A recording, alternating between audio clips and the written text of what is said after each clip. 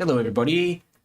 Thank you so much for waiting so patiently. Again, I've had some issues. I've had a few weeks of funny luck in the mornings. I don't know why, but yeah, one of the cables that I had connected off just wasn't really working on my camera. It just had a funny feed and connect and disconnect. So hopefully everything is going okay at the moment, and you guys can hear me. It looks like from the other screen that I got up, everything is working fine. But yeah, before we were just having some issues with the videos. So do let me know how you're.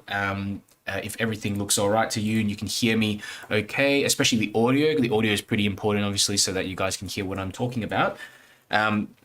But good morning and good evening if it's evening for you all. I just introduced myself. I'll introduce myself before we start. My name is Darren Yeo, and I am an artist, a watercolor artist mainly in Melbourne, Victoria, and I run a bunch of these workshops each week, and basically just to show you my process, a little bit about how I tackle different subjects and the techniques that I use so that you can improve your watercolors and learn faster. So I go through pretty much everything that I know in terms of while I'm painting. So you notice that I tend to talk a fair bit, and the reason why is basically so that I can explain what I'm doing at the time, because I think you know, a lot of times when you're watching these tutorials, you're finding they're kind of sped up. You might be missing out the exact how, what someone's doing and how they're doing it. So I like to go through that on screen and on live. So if you guys have any questions and you have anything you'd like to discuss, or general difficulties you might be having, just let me know during the stream in the chats, and I'll answer your questions. So let me know also whereabouts you're from, perhaps some of the scenes or some of the topics you'd like to see me cover in the future, because that's something I'm looking into at the moment to make sure that I'm covering subjects that people want to see. And I like to strike a balance. So I like to find subjects that I also like to paint and that you guys want to see. That's like the perfect balance, because as you know, when you're painting something you're not so passionate about, it doesn't turn out so well. But it's always good to try something new, though. You never know. I used to, believe it or not, I used to avoid portraiture, and these days I whip up portraits constantly, as you can see. These are some of the ones that I've done in my previous lives. In case you guys are wondering what my work looks like, this was the one that was done in the last live. I was pretty happy with that and had some good feedback as well. I think I did the nose very well. That was my favorite bit, part of the portrait. But let me know what you'd like to see as well in future ones. And also, a bit of a heads up as well, over the next month, I'm going to be doing less live streams. I'm going to be working on a bigger project, and that's going to take up a fair bit of my time, and I don't want to overextend myself, but I will try to get in perhaps one stream here or there, maybe upload a few videos to YouTube. But just a bit of a heads up, this will be the last live stream for a little while. So make sure if you're here to get the most out of it. Ask me anything about my techniques, and if you have any other specific questions. I know people like to ask about materials, paper, that kind of thing. So do let me know. So it looks like we've got a few chats here. I'm just going to acknowledge some of them. We've got Margaret. Good to see you. Good to see you, Margaret. Got Carol Craig. Hear you clearly. We've got Pamij Jones from Florida. And Margaret says, you keep breaking up Facebook. We'll try YouTube. Yeah. Okay. Well, do let me know. I think Margaret's saying that there's some audio issues on Facebook. I do hope I do hope it's sounding okay for most of you guys. I'm just going to check on YouTube how you guys going. Let me know if you need anything. Or if you can hear okay. Neil's here. We've got Pamela Meredith. We've got Yvonne. And Yvonne says everything's okay. Neil says good morning all. Good to see you, Whitney, and Marnez as well. Marnez asks, I think I got a question. How do you plan to do this session? Do we sketch and then transfer it to the watercolor paper, or are we directly painting on the watercolor paper? So for this session, I'm actually going to bring up the references on screen so you can see them in the corner of the screen. I'm going to be painting in a smaller sketchbook. So as you can see, these ones that I've done in the previous lives, they're pretty large. They are like a quarter sheet. I mean, in terms of comparing it to something like this, which is just a smaller sketchbook, it's at half the size. So you'll be able to see. So I'm going to put up the references, and I thought it'd be nice to have a bit of a surprise because I've not actually painted a lot of these references before, and I just want to show you, I guess, how to quickly sketch in a face, practice some of the watercolor techniques in terms of getting skin tones in, adding some soft shadows, some really basic drawing techniques, because I know for a lot of you guys who are learning portraiture, it can be a very intimidating thing to start off and work on something quite detailed. So let's have a bit of fun here. And I guess the main thing I want you to learn from this is just to, I guess, practice your watercolor techniques in the context of faces. Okay, so I'm going to bring up a few references. And I'm not going to aim for complete accuracy here. Okay, we're more sort of going to aim for experience and for a, I guess, just an impression of what we see. And with these little portraits, I think I've got a few little examples. So here's some that I did recently, as you can see, and these took potentially, about 10 to 15 minutes maximum to sort of get them in. Here's a few more here, and they're good fun to do. And Yvette Paul actually suggested that we do some of these, especially for newbies. It's quite intimidating to draw the portrait and stuff like that. So I'm going to show you some real basic principles when you're drawing a face, just in terms of some of the proportions as well. Okay, but the main thing is, even if the drawing is not perfect, remember that you still have an opportunity to change things up in the painting, still refine and shape the face. But that's how I kind of want it to run, something a little bit different. I don't know really how it's going to turn out in terms of, we've run things pretty much more organized in the past with like a reference each time. But this time, I thought let's surprise you all a little bit. Let's scare you all a little bit. Righto. So I have on my desktop a list of all these references that I have up here, just a bunch of references, and I am going to bring up. Let's bring up a random one. This one here. Ooh, it's that's kind of a bit large. Let me just reduce the size of this. Reduce the size of this down a little bit. Fantastic. So I'll actually bring this bit of paper off like this. So I hope you can see okay. I might actually, what I'll do, I might actually just reduce this down and pop it around here. There we go. So you can still see me mix a bit of these skin tones on the right hand side, right bottom area here. Okay, the darks that I use generally are just the same color, flesh tone that I've got mixed up here at the bottom, plus a little bit of neutral tint, bit of brown, bit of darker paint.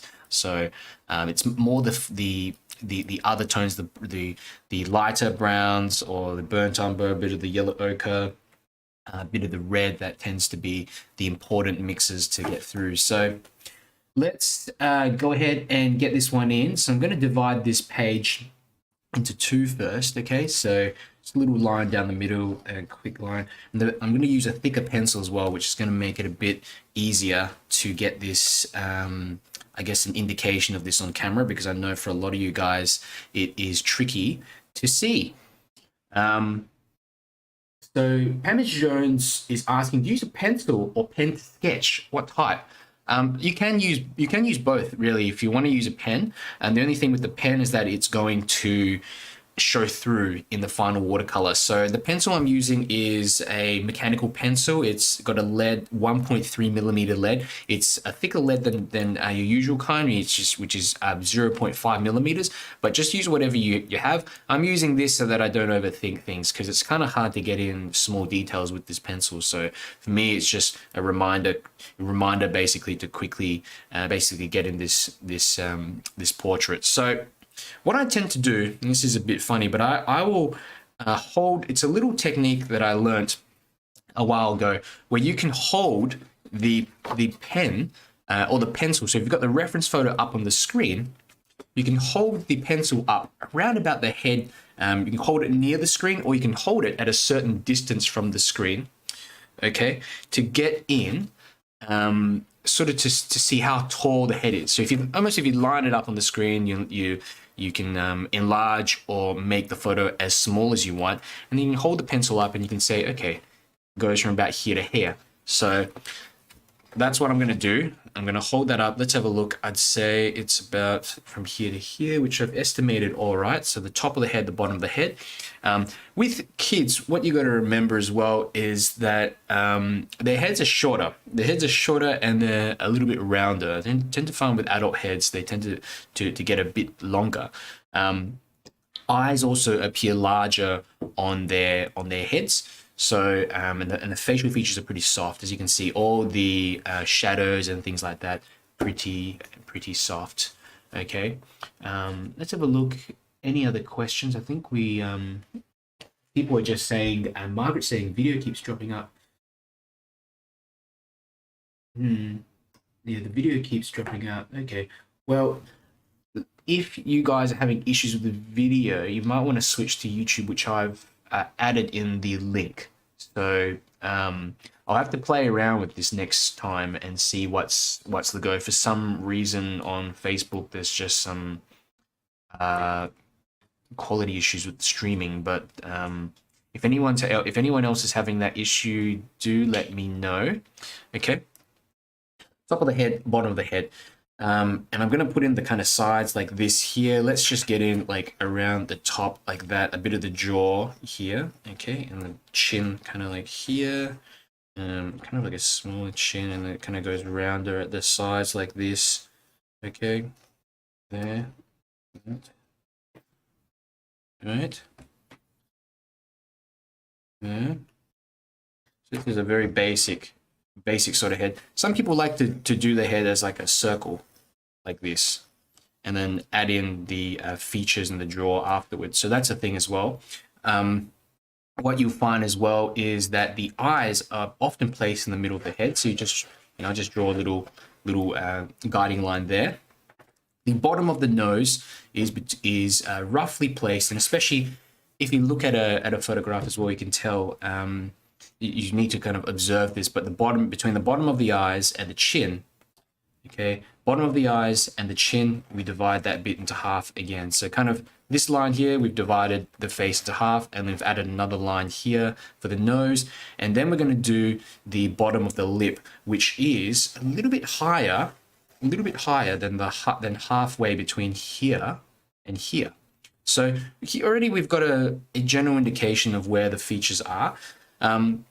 I'm going to start placing the eyes now. I'm just having a look at where they might fall, estimate it perhaps here. So I like to just draw the inner part of the eye, the edges of the eyes first. So the inner part and the outer part like this. Let's draw in a little bit of an indication there, like that, there, underneath there, here, like that.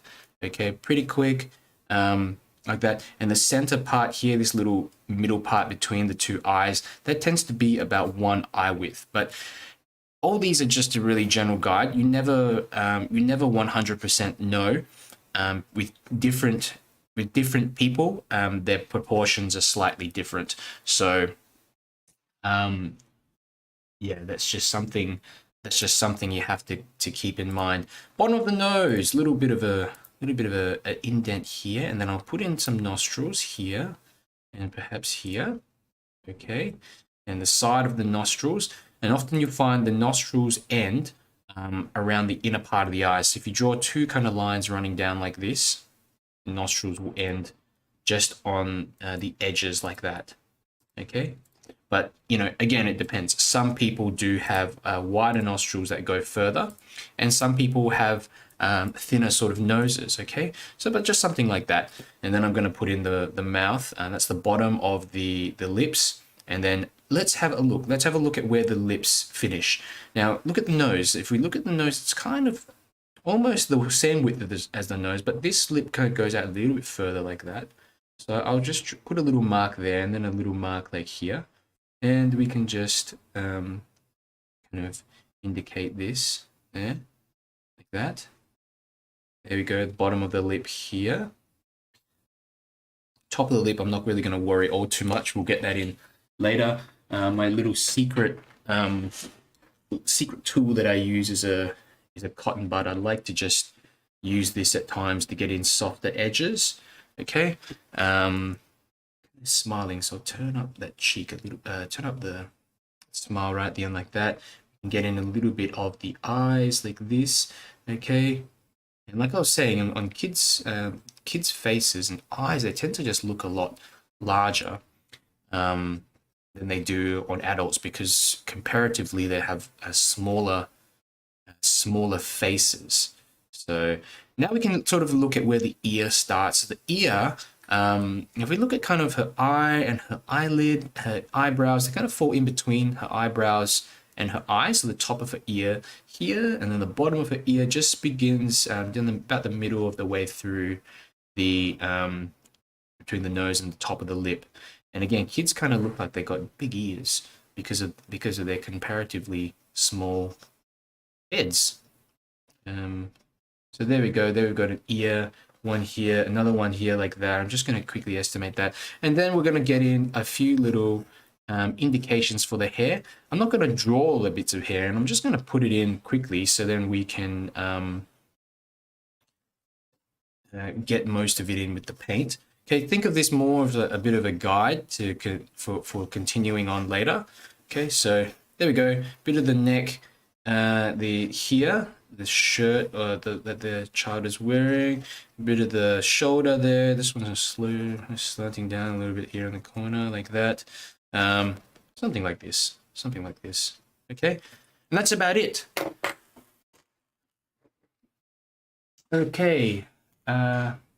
Yeah, some people are saying Facebook is okay. Some people are saying that YouTube works better. One thing I recommend that if you're sometimes your internet connection may not be too quick. So that on the bottom right hand corner of the video, you can click the little gear icon and then lower the resolution down to 480p, 720p or something like that. I think 480 might be the next step down, because Facebook normally streams at 720p. So that will decrease the amount of resources required on your computer and hopefully make that stream a bit faster.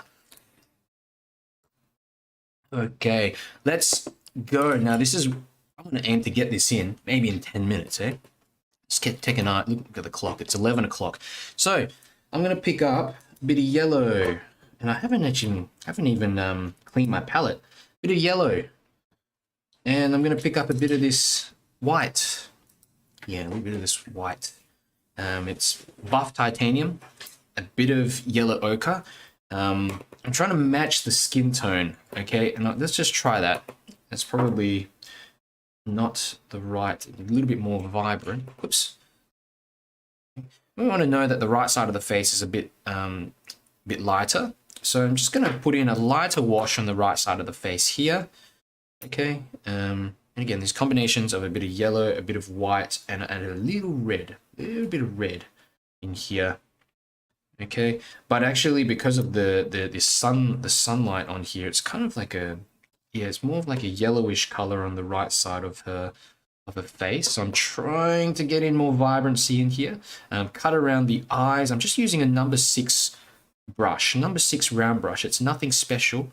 Okay, cut around the eyes, and we're going to go all the way up also into the hair like this, near the hair, or across the nose, around the lips. Let's just cut around the lips a little bit like that. We'll leave something in there, leave a bit of the white of the paper is what I'm trying to say.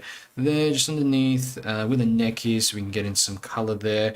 Now, notice I'm just going pretty much like going over the entire face with the same color. Okay, that's because we can get in the shadows right at the same time, like pretty quickly. So don't forget the ear, don't forget both the ears. So there we go, we got both the ears in and it's fairly light. Now, as I said, I'm going to pick up a bit of neutral tint. If you don't have neutral tint, just pick up any kind of gray color that you have. You can mix your grays from your red, mixing blue, red and yellow together to get a nice primary mix.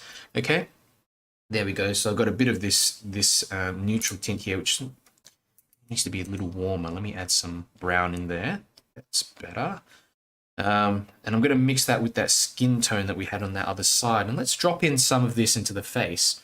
Okay, so we know we've got, if we look at the face, there's this shadow shape that just runs all the way across the left side because the light source is on the right. So add some more red in here. Actually, I feel like I need a little bit more reddish tones in here. And it looks pretty dark at the moment, but I'm hoping that when it dries off, it's fine. So let's just go in there like that. And remember, like I said, they have this softer sort of shadows on the face that you want to imply. And if you find areas that are just spreading or a bit too much, you can also lift off with some using this lifting off technique that I'm using, which is basically dry the brush and you lift off. So let's just get in a soft sort of shape in here. For the lips, I'm going to add in a little bit of red, just a reddish kind of color here. Okay, let's just drop this in and let it spread into the surrounding area. Okay, and we will assess later on. I just want to get some color in there quickly, just something like that. Okay, and let it move around. Good. Bit of on the left side of the face, there's kind of a bit of reflected light on the left as well, so it's yeah, just more in the center of the face and running to the left hand side. The left is still a little bit darker, even in the ear here on the right hand side. You'll find that there is a bit of darkness in here. I'm just going to try to indicate a bit of that like that. Okay, fantastic. Now let's put in a bit of color for the clothing. I'm just going to drop in some gray, bit of grayish color down here, and I'll leave some of the white on the paper as well to keep things interesting, just to keep things fresh. Okay, so just a few little marks for the clothing, and you can see the clothing has like this pattern to it, which you can again have a play around with and change. Change the pattern and that type of thing. Okay, good. Now for the eyes, I might just add in a little bit of darkness, just a teeny bit of darkness. Let's put in a little bit of color like this, just a quick wash. We'll just dab of color in here like that. Okay, it all kind of looks a bit funny at the moment because we're just getting in the lighter tones. Okay, but once we put in the second layer, I think it's gonna work out okay. So the hair, this is going to be another one. I like to pick up a flat brush, just a really small flat brush like this. Quick little picking up some of this neutral tint mixed with a bit of neutral tint mixed with a bit of brown here. It's kind of got more browny sort of colored hair. Especially on that right hand side, you can see, you can actually see that it's got bits of the reflected light in there, so it's quite yeah, it's not 100% dark. So I'll just drop in a bit of lighter pigment there. Drop in a little bit of lighter pigment in there as well, and what I'll do is start putting in little bit of the hair. Now, some of this is already starting to dry, but a lot of it is still fairly wet in here. Okay, but the aim is just to get in a quick wash of color for the hair. Okay, and some of it may go onto the head in parts like this, but we can later on just go in and add some more color and cut around, that kind of thing. Okay, just a quick few little bits coming off like this on the side. Then let's have a look here, cut around the ear, here, and then let's just put in a bit of something like that. Okay.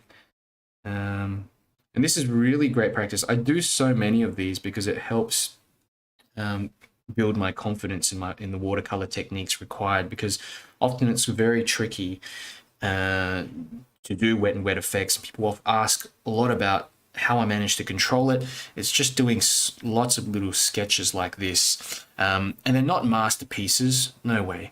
But I do learn so much from practicing and doing these. So, and notice I don't really change my brush as well. I'm kind of forcing myself to use the same brush all the time, which can be limiting in terms of details and stuff like that. But at the same time, yeah, it forces me just to work on the important sections in here and larger shapes.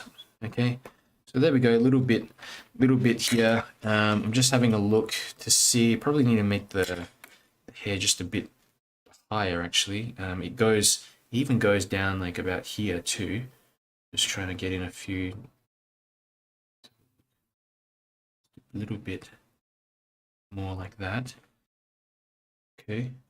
Now what I do, I just get a hair dryer. I'm thinking, you know, even if it's not too dark, not too dry, you can even just go in with a smaller brush and place some details. So let's get a bit of this, a little bit of darker paint like this. Just try it. So here's indication of the corner of the eye here, just a bit top of the eye there. Of course, the eyes need to be darker. Okay, that. There. Yep. Inner part of the eye here. The eyebrows actually need to be in here just a bit more soft little things. That maybe. Oop. Like this. Yeah. Some of this is wet still, as you can see. Little nostril. They're kind of like smaller, small opening actually, like this. And then we can get in a bit of the mouth, a bit of the edges of the mouth here. I like to just sort of mark that in. Just start putting in a bit of the details for the mouth like this. As well, you know, tiny bit of eyelash sort of coming off like in the corner like this. There. You know, we can go underneath here and you can darken this area just underneath the chin a bit more as well in that section. There's little bits of hair that you can just, you know, drop in, and oops, it's a bit full on. Again, it's a great practice. Let's just put in a bit more of this eye. Kind of look at it more larger, and there's a eyelid here that I'll indicate quickly. There. The smile lines or the little lines coming down the face, like here, just little indications like that. Edges of the mouth, you know, a little bit of this underneath the eye here, like that. So pretty simple. Yeah, you can go into the ear, just drop in a bit of color here for the ear, like that, and you'll notice the ear even shapes the jaw a tiny bit like that as well. So pretty good. I'm going to give this a really quick dry and pause the audio actually.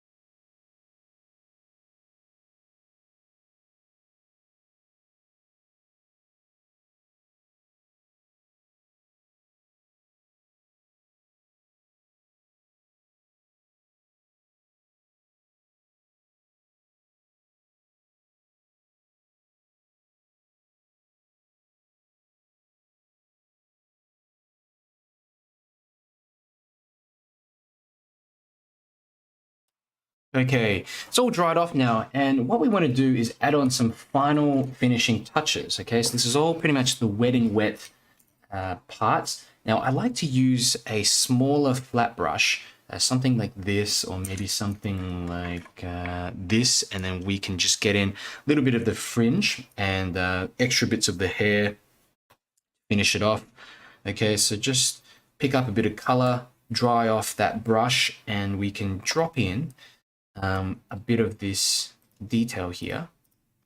Okay, so just kind of quick little marks like this. Okay.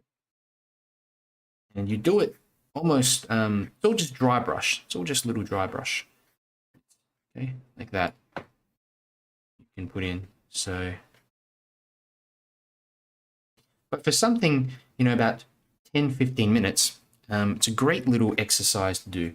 So I think that's about it. I don't think I really want to add anything else in here. You can sort of, you know, shape the jawline a little bit more as well. Okay. But that's about it. So let's go ahead and pick another one.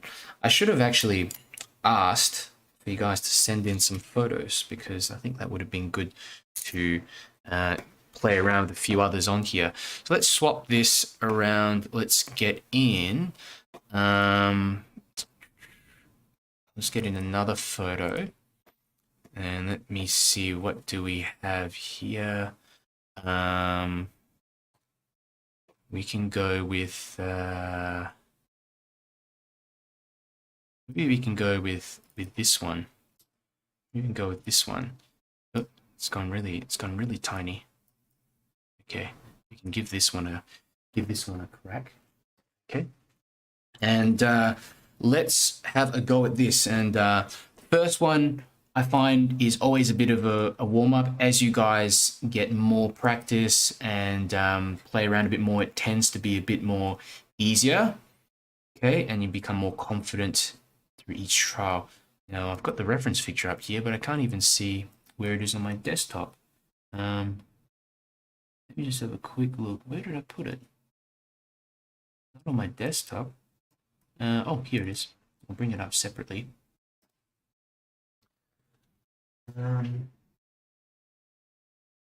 Neil's asking, can you place the photo reference on the left side of your screen? Yeah, that might be a good idea, Neil. Let me just shift that over around about here. Perhaps I can move this as well. Yeah, bit of flipping around, hey? Okay. So let's go ahead and get started. Top of the head, I'm going to just estimate to be around here. Bottom of the head here. You know, bottom of the chin kind of here. Let's have a look at the chin. It's kind of a bit more squarish at the bottom, like that, and then it kind of comes up there. Okay, there. Sides of the face here. So it's, as you can see, it's, the head is a lot taller than the proportions on the child. You can see it's more kind of compressed and round. Head is often larger than the body as well. Okay, so let's have a look. I think the head just needs to be a bit wider, like about here. Okay, like that. The jaw just comes around the edge. Kind of, head's turned a bit on an angle too. Okay, here's the hairline, roughly around here. Okay, and let's get in a bit of the hair, just an outline of where it starts and finishes. Here, here. Work a bit on the face. That, and the shoulders kind of come out from around here. There, neck. Okay, so eyes, eyeline, sort of down the middle of the head here. Put it in. Perhaps here. Let's try this. Yeah. Eyes. Put the sort of the little markers on the inner part of the eye and the outer part of the eye. And this is another observation. If you look at the nose, the nostrils of this guy is wider than this part. So normally, you know, when you draw a portrait, these lines come down, and the nose is only this wide, but this guy has nostrils that flare out a little bit more. So that's something, again, you have to take into account when you're drawing portraits to make sure that you're, yeah, just focusing on that, those little details a bit better. Okay, so there. Let's put in some detail for the eyes. They kind of come up like that. Don't overthink it.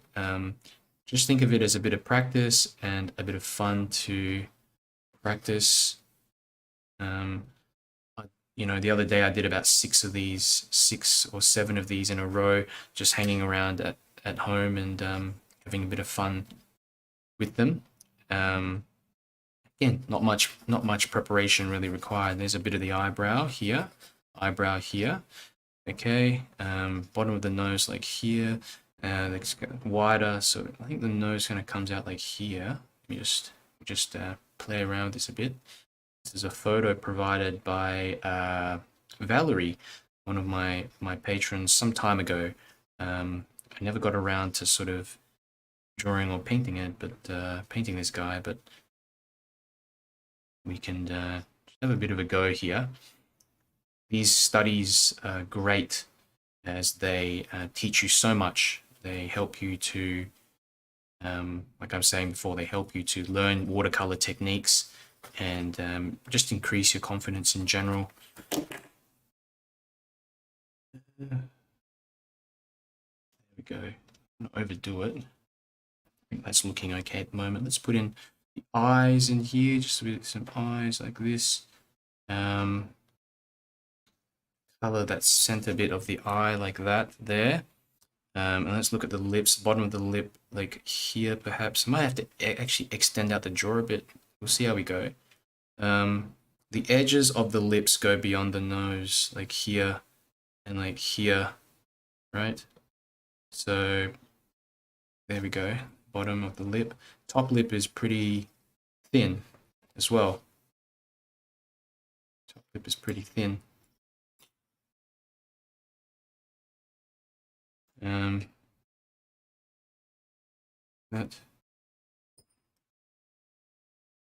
we go.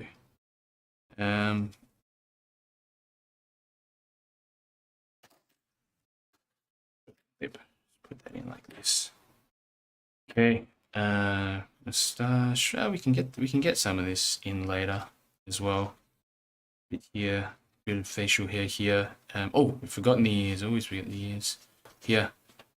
Place. Look at where the ears are placed. Kind of around the eye, top of the ear. Come down. Where's the bottom of the ear finish? Round about the nose here. Okay. And there we go. We got an ear. This one's like smaller, but then I can just imitate the use the right hand side as a bit of a frame of reference for the left hand side, like that.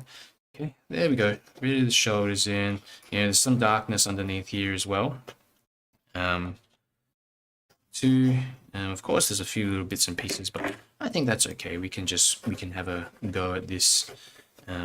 So, bit of color. I'm going to be using a little brush as well. Just a little mop brush, watercolor mop brush, and I'm going to be using some yellow ochre, maybe a bit of burnt sienna in here. Yellow ochre, burnt sienna, and a little bit of red. There's certainly more yellowish tones in his skin. Let's drop that in like that. Maybe more yellow, like that. Soften this down a bit as well. A bit more of this burnt sienna in here too. More of that yellow. So it's certainly like more of a warmer complexion that this guy has. And I'm gonna just do the same thing as I did on the other one. Let's just put in the, you know, the hair and not the hair, but the cut around the eyes like that. Cut around the hair up here as well. Okay. I may have done the eyes a little bit further down. Doesn't matter. Bit of the color for the ears, and we'll just cut over the mouth as well, like this. Down further like that. Here, you know, if you've got a smaller brush like this, you can pick up some red and just drop that in. like this. Oops. Say if it blends, no problem. A little bit more red. Okay, a bit more red in here. For some reason, I think I've got some paint left over on the previous mix, so that's why it's kind of come out a bit, something left over in there. Okay, so look, just a bit of color like that. We'll let it blend in. Let it blend in. Even here, you can see I've actually gone a bit too far up. You can lift off the paint with a brush like that, a dry brush, and just lift off that paint. That will help. Remember, it's just getting in a little bit of color rather than any specific details. Oh, forgotten to get in the bottom part of his body. Let's go ahead and drop in some paint here. Just that same skin tone, using a bit more yellow, a bit of burnt sienna here. Burnt sienna. This is really good practice in terms of like painting skin tones, and you end up experimenting with different mixes of colors and finding I guess mixes that work for you and that don't. And some people like to paint a little bit lighter as well, so this is a good way to figure out how dark you want to go in watercolors. Some people prefer more contrast, some people prefer to paint very, very light. So what I'm doing here is just dropping in a little bit of color, okay, on the face, as you can see, focusing on the little bits of darkness around the face, shadows underneath the eyes. So often, with the brow ridge here, you're going to get a shadow underneath the what you call it, the eyebrows. A little bit of shadow here around the nose, like that. Let's have a look around the edges of the face. He's also got there's a little bit of color in there, a little bit of darkness in there. This cheek as well, there's like a bit of darkness on the edge. This side of the head, there's like some darkness in there, in here. Okay, so really quick little indications, okay, like this. Underneath the neck as well, I'm just going to drop in a bit of paint, a little bit of darkness in here. I'll probably redo it in the second wash. We'll get in some extra colors and details. I'm going to put in a bit of neutral tint for his hair. Okay, so I'm going to use the flat brush, round brush, sorry, just a bit of something here that will blend in to the top of his head a bit more. Oops, I'm going a bit too far, but here, let's just drop that down around about his ear there. Some of this will blend into the head, for sure, but let's just go with it. Just go with it. You'll notice even with the darker colors, like these, this color which almost looks black, it actually dries a little lighter afterwards, funny enough. So just go in, let's drop in a bit of color like this here. I've forgotten to get in his left ear. Always a thing I forget to do. Just drop it in some color like that, perhaps there. Just maybe a bit more yellow in that section. Okay, good. There we go. So there we go. We got the first kind of general wash in here. Might also just, while I'm at it, put a bit of color in his eyes too. Just get in a bit of lighter sort of dark color in there. He's kind of looking a bit to the right, slightly to the right. So just get that to blend in a little bit like that. Okay, and I'd say just leave it. We'll come back to it and shape everything up after a dry. If you've got a hair dryer, just pick one out and use it. It really speeds up the process quite a lot. Having a look at the chats here. Wolfgang Production 7. I subscribe. This is an excellent channel. Thank you, Wolfgang, and welcome to the channel. How did you find it? I'm not sure if you found from the Facebook page or you just found it on YouTube. And you're asking, is that an Etch a sketchbook? No, this is a limited edition Arnold Schwarzenegger sketchbook. That's right, I made it myself.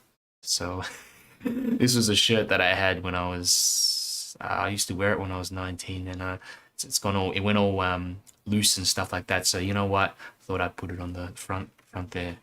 I'm sure you wouldn't mind. This is funny because this he kind of looks a bit like a child here in a way, because the eyes are quite the eyes are larger, right? So let's just carry on. I'm going to get the hairdryer out, and let's go ahead and do this. Just pause the audio.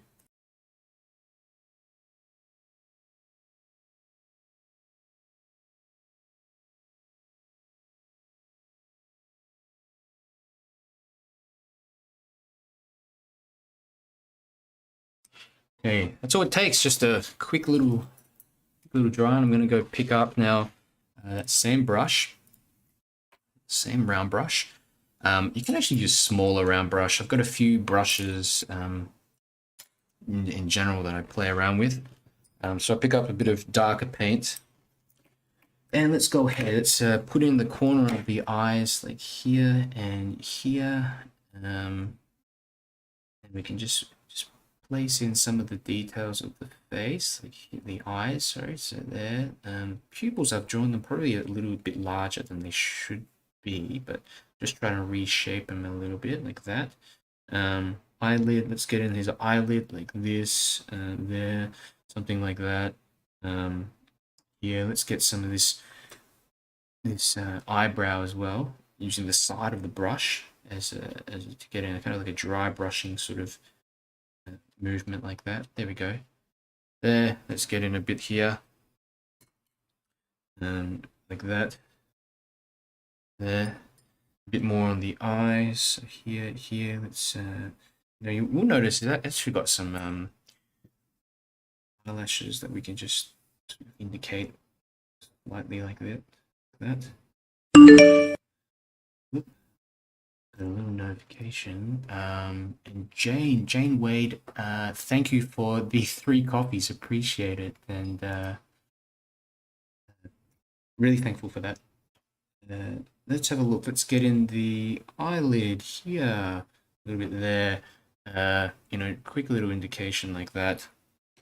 You can even go back into the hair and just have a bit of a few bits of additional bits and pieces there, layering over the top. Okay, like that.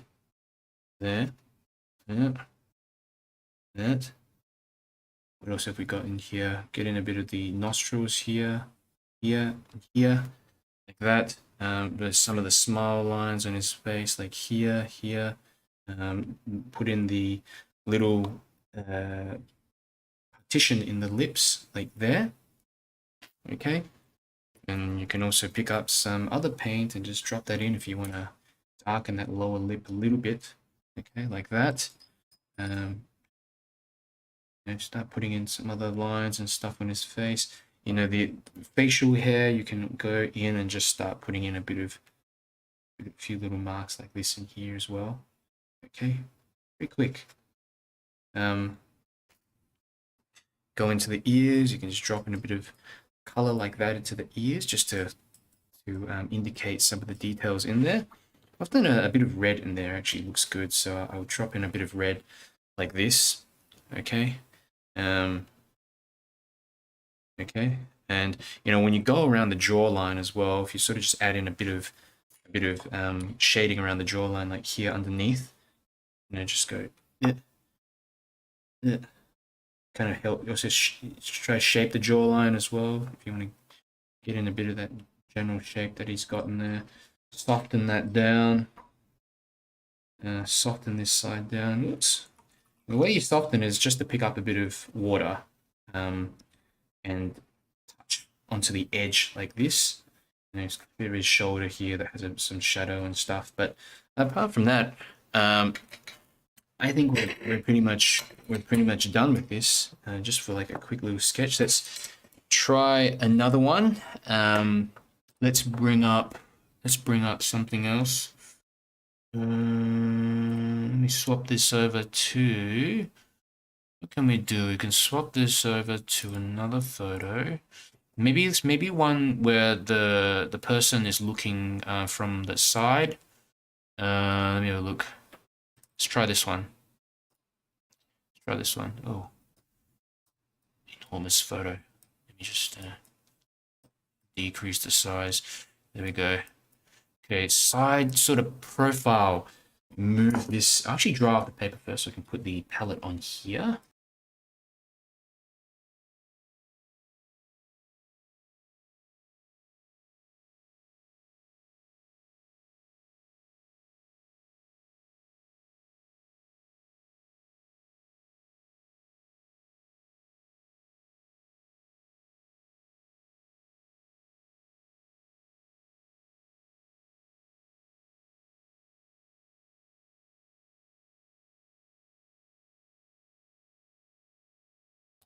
Okay, let's have a crack at this one.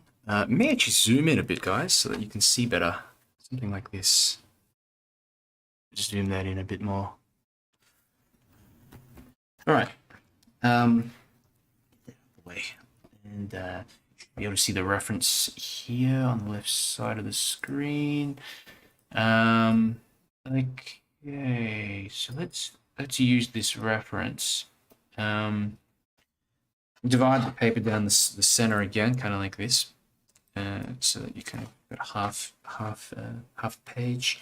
Now, one of the things, because the tilt of the head's kind of like tilted on this sort of angle, I like to use these kind of guiding lines down the face. So what I try to do initially, just start getting in the top of the head, so an indication for the top, and then for the bottom of the head, like perhaps here, that we can put in like that. The sides of the face, let's like go here, maybe like estimate it around about there. Okay. Okay, and then the eyes, like here. Okay, here. Actually, the top of the head is probably around here. Just got a lot of hair in there. Good. There's the eyes. Let's start put in a bit of the eyes as well, like just a bit of the indication of where the eyes start and finish. Maybe like here. Notice I use these little kind of dots to indicate where they are. It just helps me almost start seeing what's going on. Even the nose like kind of comes out like here. Just a bit more color there. A bit of the nose like that. Projection there. Okay, there. Mouth here. A lot of shadows on this one, actually. A lot of shadows. Good practice. You notice a lot of the references that I pick tend to have quite dramatic shadows. I don't know why. I just obsessed with shadows and how they look with watercolors. Just preserving. I get a bit of a kick out of it almost when you finish off a scene and then you get in all the the shadows in there after you've left all the lighter bits in there, and it's quite enjoyable, quite rewarding. Okay, so a bit of the nose here, nostril. You can't see this kind of the right side of the nostril there, and then there. Okay. Wolfgang Production 7 asking, is that a mechanical pencil? If so, what's the brand? I got this in a pack of pencils when I think I was in Germany like a few years back. I did a bit of a trip over Europe. It's just a 1.3 millimeter lead Staedtler. So there's so many different brands. So as long as you get one that you can use a 0.5 to like even a 1.5 lead. I find the good thing about mechanical pencils is that they just stay the same, same width of the lead. You don't have to sharpen it. Anything that saves you time, you know, without the without it deteriorating any of the quality, I'd really suggest that. So yeah, I hope that answers your question. But don't get too bogged down in the actual you know, the pencil. As long as you've got a mechanical pencil, you're fine. Okay, so there we go. I'm just putting in a bit of that for the nose. Bit of smudging here. You can see it's there. Let's get in a bit of the eye. So it kind of curves and then comes around here, edge there. Let's just, yeah, something like this. And then the right eye, like starting here. I'm kind of just estimating how far it starts from this nostril as well. So like a little bit in there. Get in that eye like this, there. And then the bottom part of the eye like that. You know, top the little eyelid like that, there.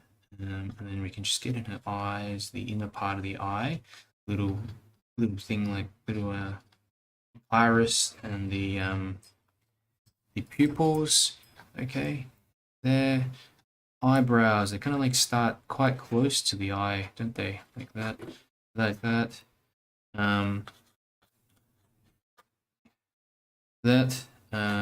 Normally, you know, sometimes with the more detailed portraits, I'll actually paint and in all of the little eyebrows one by one. I've done the nose a bit too short actually. It should be more a little longer, but I think we'll have to make do with it. I think I'll have to make do with it. Something like that. We'll figure it out along the way. Okay. Bit of the shadow underneath the nose there, kind of like a reminder. I'll just get in the edges of the face now. This and come in here. Let's have a look. Kind of the chin is here, perhaps. Jaw. Look at that. Forehead. Cheek actually comes out. It's more like this. Like that. There. Forehead. There. There. Some of the hair. So,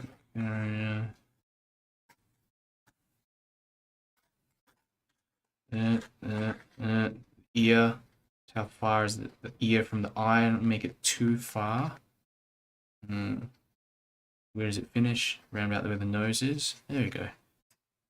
That'll do, guys. Earring there.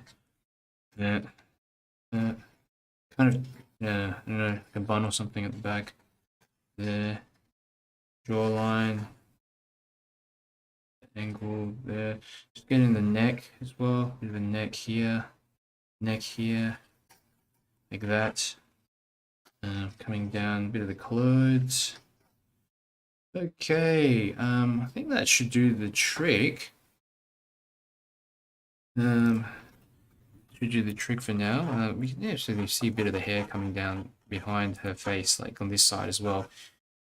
And even though her hair is quite light, you'll find that on the left side, because the light source is coming from the right side, you're going to have darker shadows running on that left-hand side. So I'm just trying to like draw out the eyes a bit more, because I know sometimes you can lose a bit of that to the shadows later. So I'm just being mindful of this to draw in a bit more in there. Edges, little corners of the eyes as well, like that.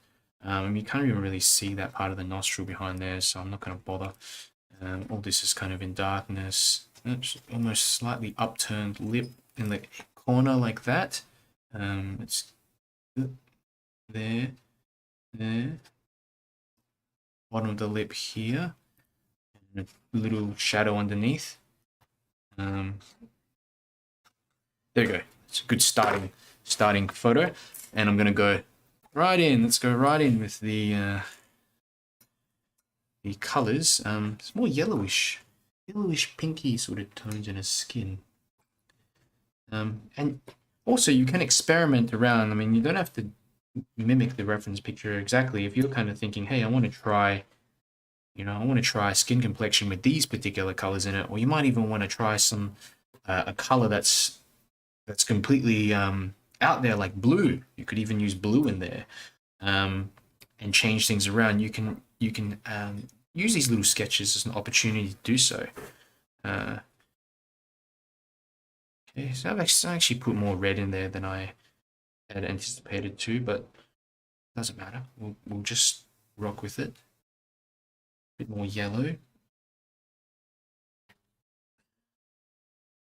Less noticeable once you have all these different colors mixing on the paper. What's exactly when it all kind of mixes together like this, got a color that's slightly off, you'll find that you can get away with it because it just blends in with everything else. Okay, there's part of the head there. There's the forehead. That somewhere there. Around the eyes, bottom of the eye here. Let me get in that cheek. That. Here we go. Part of the lips here. I'm just going to leave kind of like that there underneath. A little bit more color there as well. And oops, too dark. So no problem. We can just lift off and carry that down. Okay, down to the neck. Let's bit of color down to the neck here. Okay, fantastic. A bit of color in for the lips now, a bit of pink, and I'm going to mix that with some buff titanium. Just drop that in like this. Yeah, that. This is interesting because we've got a lot of sharper shadows on here as well. And we can opt to just get them in now, or some of them in now, or we can go back into them later as well. To re-emphasize them. Let's put in a bit of color for our eyes. I'm just going to be using a cooler kind of color, a bit of ultramarine, a little bit of ultramarine, and a bit of the leftover color that I have here on the palette. It's kind of a bit more subdued. Oops, some of it's mixing into the face. Doesn't matter. Let's just continue on. Okay, a little bit like that. Good. We can even put in a bit of color underneath the chin. Just in some of these spots here, we might have some softer shadows, like underneath the eye here. That might be good to have a touch of color, quick touch of color, even underneath here. We don't go too far as I did there, but just a bit like that. Cheek, as you can see here, just a little line there, a bit of this area underneath the just on top of the lip there, softer sort of shadow there. Hopefully that blends in and looks a bit better once we're done. Let's have a look here. Blend, a bit of shadow here on the left side of a nose, like that. A bit for the eyebrows. Let's just drop in. Remember, I'm using this brush very, very dry. I'm using mostly dry brush sort of techniques on this so that it doesn't spread so much. It's a way to control the spread of paint when you're painting wet into wet. Okay, a bit of a stronger eyebrow there. That's too much, but we'll stick with it. Just continue on. Righto, let's get in a bit of color underneath her neck. I think what we'll do is we'll start with the hair first so that it blends in a little bit. I'm using some yellow ochre, a light wash of yellow ochre. Maybe just dulled down with some neutral tint as well. A little bit of that. Yellow ochre is a pretty dulled down sort of color anyway, so I wouldn't worry too much. It's only if you're using, for example, a a lemon yellow or something like that, which can be a bit much. Okay, there. Yeah. The back is kind of more just subdued, almost like. Yeah. Let's get in a strand coming down her face like that. A little bit coming around her ear. You notice also her hair is pretty dark around the actual ear.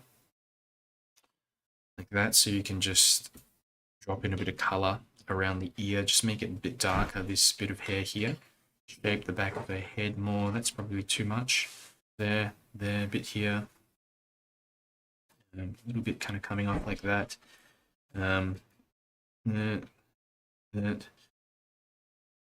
And one thing I like to do as well, if we wait for this to dry a little bit further, we can actually go in here and create a sharper edge on her face.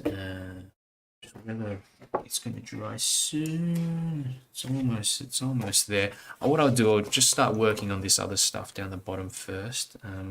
Maybe a little light wash here would be good to start with, but I want to go over that area once more later to shape her face. Because as you can see, I'm touching onto it here, but it's not creating a sharper edge because that area of face is still wet. Down the bottom, bit of darkness like that. Just picking up any dark paint really. There, like that. Using one brush for pretty much all of this. You can see the shadow of her face kind of come ahead like there, and then it cuts downwards like this shadow, like that, there. Okay. I'm hoping this area has started to dry off a little bit, so now I can just sort of go in there and further darken the edges a bit, like this. Okay. Okay,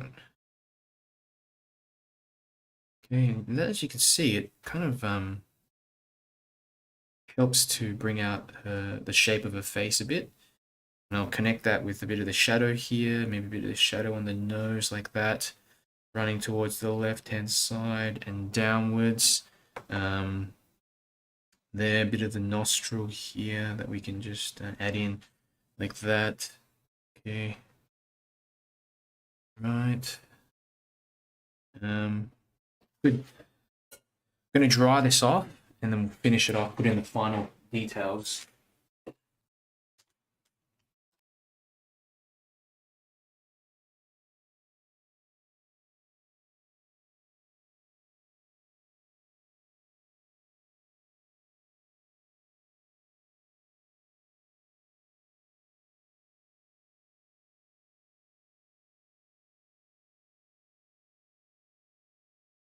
Okay, all dried off. Bonnie, so you're trying to find the reference link. There's I don't have any references for this one. I purposely left them out so that we'd be a bit surprised and put on the spot so that get you guys to just paint and draw straight up from whatever I had on the screen. So something a little bit different. But yeah, the point of this whole exercise is to not overthink things, to practice, to see if you can pump out a few portraits in a short amount of time, because people often think portraiture is a long, tedious process, in which I would agree most of the time. But I like these sort of wet, alla prima style portraits. There's something alluring about them. About the freshness and imperfection of it at times. And so it's a completely different style from, say, this other one, which I was working on for 2-something hours, to almost 2.5 hours, right? But if you're starting out, and even if you're practicing, and for me, I'm doing these little sketches all the time, it helps so much, because so often we wait until we have a serious painting or a big painting, and we hype ourselves up and we're going, okay, we're going to do it now. We're going to get everything perfect, this and that. But one important thing is that, have you practiced the techniques? Do you know how the paint's going to react in different circumstances? This is how you learn. You learn through the sketches. I've learned most of what I've done just through sketching and drawing things, and most of my paintings in these sketchbooks, they don't look anything special at all. But I've learned so much from them. So that was a big game changer for me, and it's something, a bit of advice I'd like to give to you guys. Don't hype yourself up to these big paintings, and if you can find a way to do quick little sketches, something like that, it doesn't have to look perfect, but you learn so much from them. Uh, Bonnie says, awesome. I'll jump in, and I tend to get to detail with references. Yeah, even I'm a bit like that at the moment. I have to really try not to try to get too worried about this sort of thing. And let's have a look. Fantastic. A few more chats as well on YouTube. Um, Took a screenshot so I can go to it later. It looks like him so much. Darren. Maggie Max says, Darren, these are amazing. It is because of you that I want to continue learning. Thank you, Maggie. I'm so happy that you're finding these useful. And I had a lovely comment also from Kate Parbury the other day, who um, also similar sort of feels that just being consistent and painting along with me has really helped her. And in the same way, guys, it's helped me as well. It's helped me to um, become more consistent, and even in my explanations as well to you. Uh, Wolfgang says, yes, Maggie, I love learning too. I'm very addicted to watercolor sketching. This is a mechanical pencil. Thank you, Wolfgang Productions. What kind? I wonder if you're like if you do photography or videography, Wolfgang Productions. Let me know. Thank you. Um, these are the best sketches I've done so far. Yeah, and you know what can sometimes ruin a painting is when you overthink things. When you overthink things, and um, I'm not saying don't concentrate and go happy go lucky with everything, because with most of my portraits they're very planned out and they're very methodical. But if you go overboard and you do too much of that, for me anyway, it frustrates me so much, because then you become kind of like a human photocopying machine, and you start comparing what you do to the reference, and you never measure up, because well you however well, even if you trace everything completely and you sit there painting for 10 hours, it's never going to look like the reference. So don't compete against something like that. Use it as a reference. Note the proportions, and if it's someone that you're doing that you want to get in the basic a good similarity and good likeness, focus a lot on that. But don't beat yourself up if it doesn't look exactly like the reference. That's what I'm trying to say. Okay. Scarlett says, I'm loving this session. This is awesome.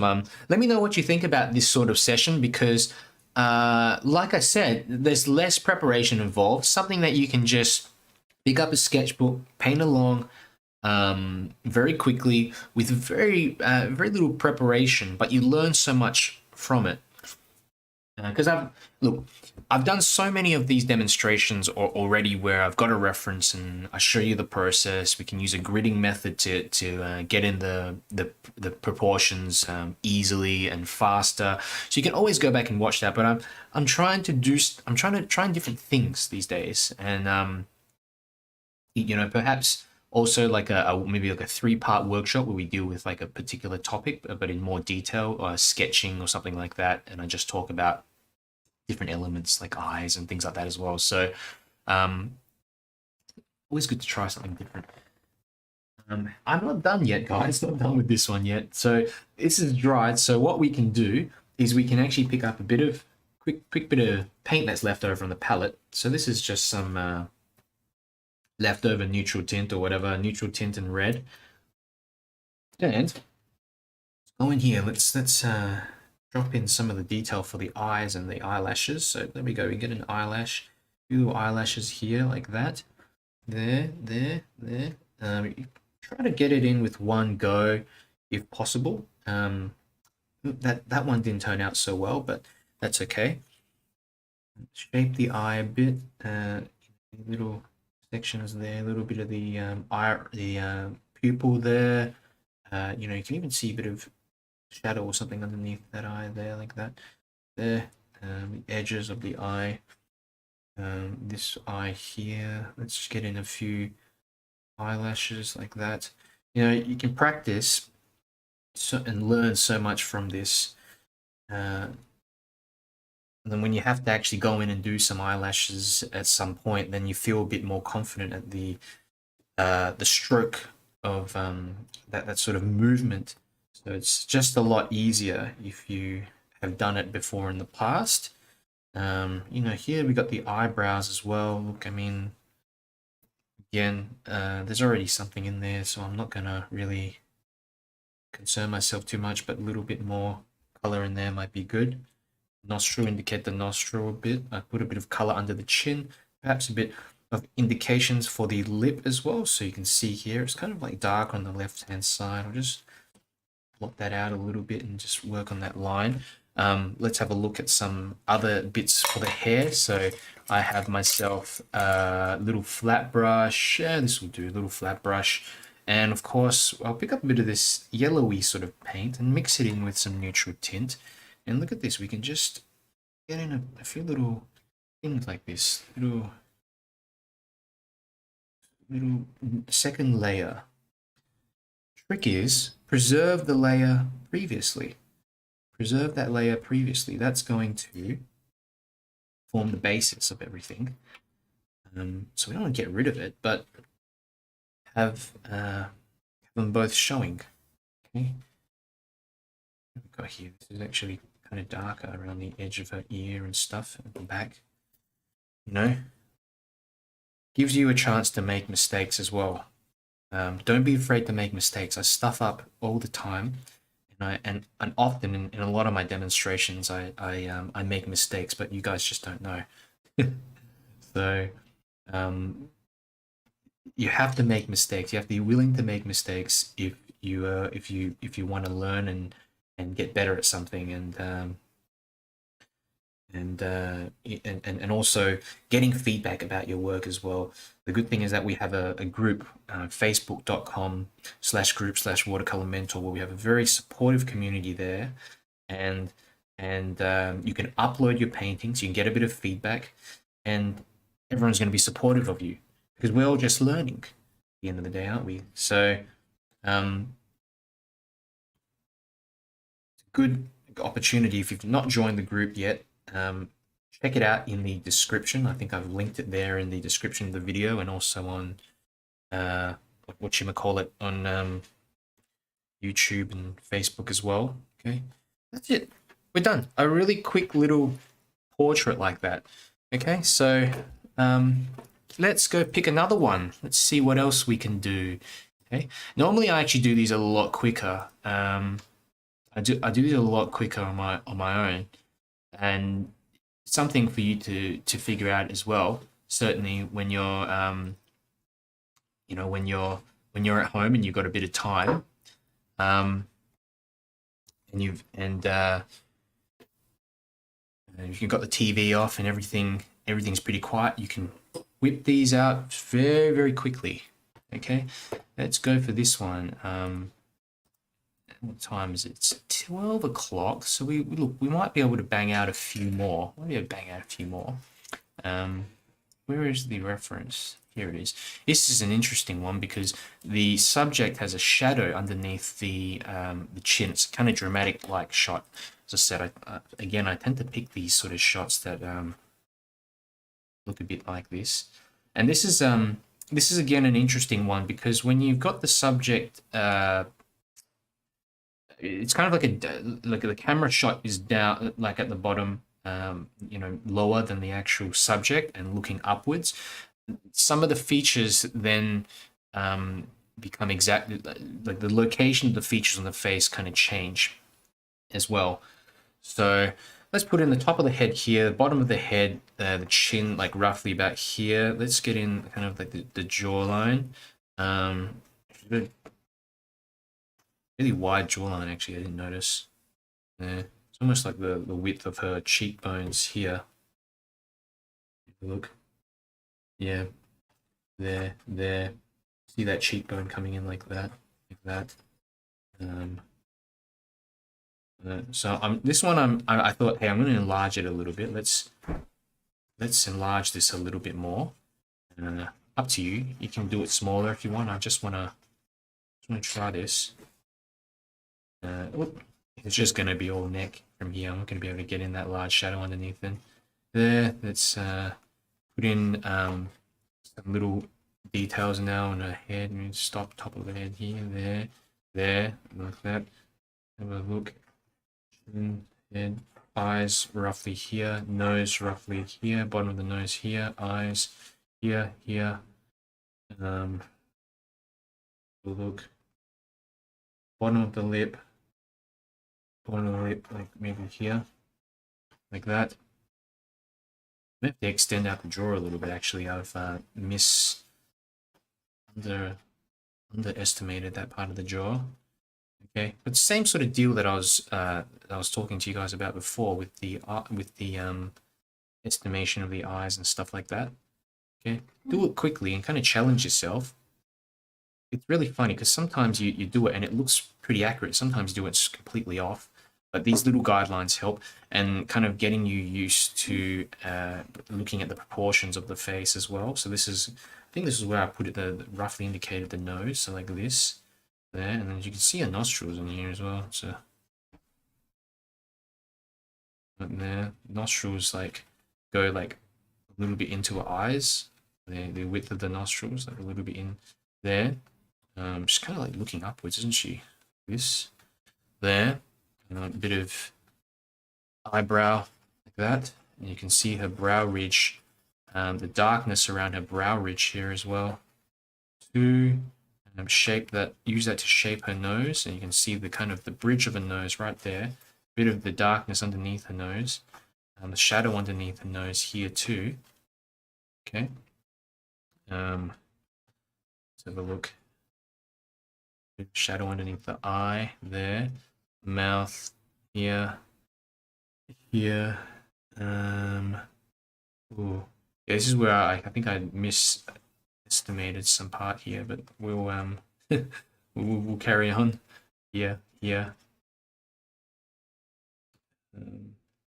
bottom of the nose is here. That's okay. So I've not gone too far. Little part of the lip like that. Okay. I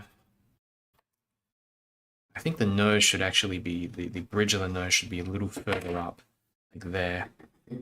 I've not gotten in this part of the nose too well, and also the eyes should be, if you can see, it's kind of like almost like a curved bit here underneath the eye to indicate that she's looking up a bit. Okay. We'll try to use what we've got so far. Hairline like that, and she's got a lot of hair, kind of curly, sort of wavy kind of hair there, and a bit coming across her face like that, like that. Okay.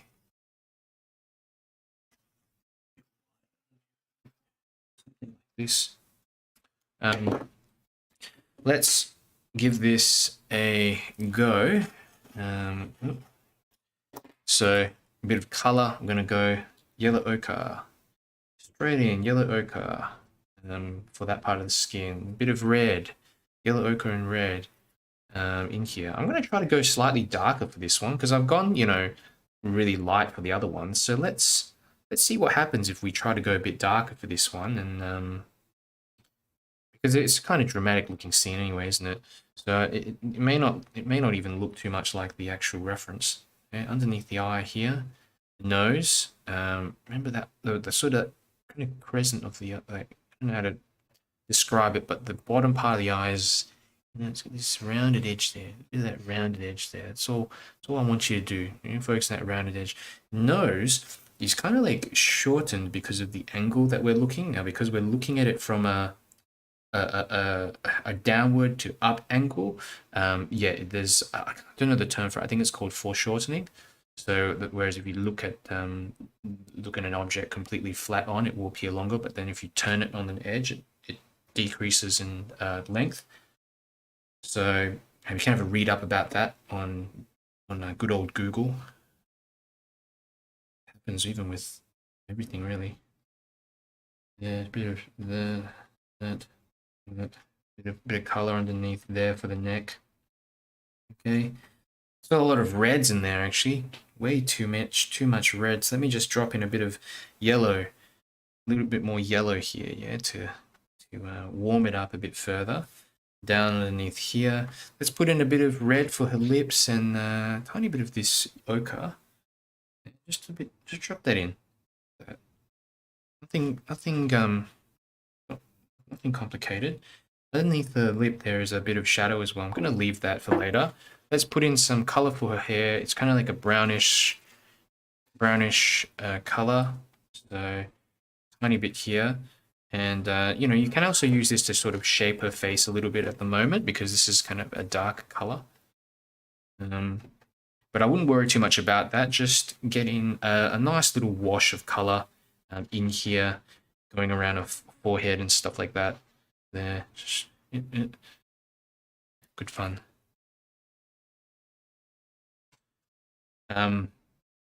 One of the things that has always held me back from portraiture and why I you know, my go-to is often landscapes is because in portraiture, often you will feel limited by the reference, especially if you're trying to get in a likeness here. And so at times, a lot of artists feel that, especially when you're starting out, that there's a lot of pressure and at times a sort of limit in artistic expression at times as a you know, if you're relying on that reference, of course. So this kind of looseness here, and we're trying to balance out a bit of looseness and a bit of you know, form and with accuracy, a bit of accuracy as well. I think it's a good, you know, middle ground between, you know, between that. So, you know, as you guys know, you would see a lot of my, for those of you who've watched my videos before, you certainly see that my landscapes are very loose, very loose, and I love painting like that. It's just how I've always painted, even from the beginning. And I've tried stuff that's very, you know, detailed oriented with the buildings, and I think with line and wash, that's probably the most detailed oriented stuff that I do these days, if any.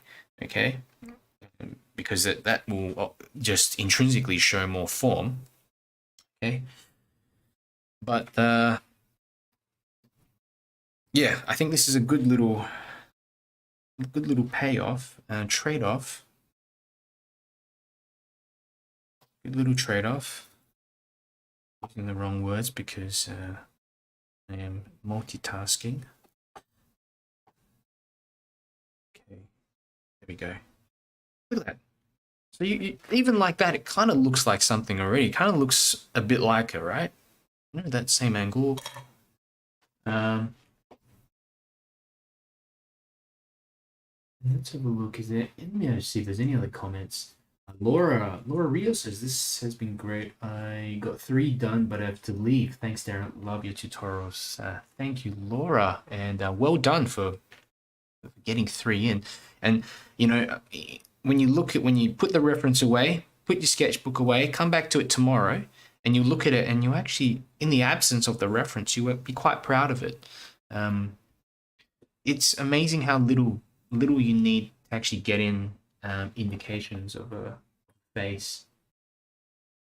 Rupert says, thank you, Darren, for this awesome tutorial. I have to leave now. I'll post the 2 that I painted along. Fantastic. Let me see what you painted.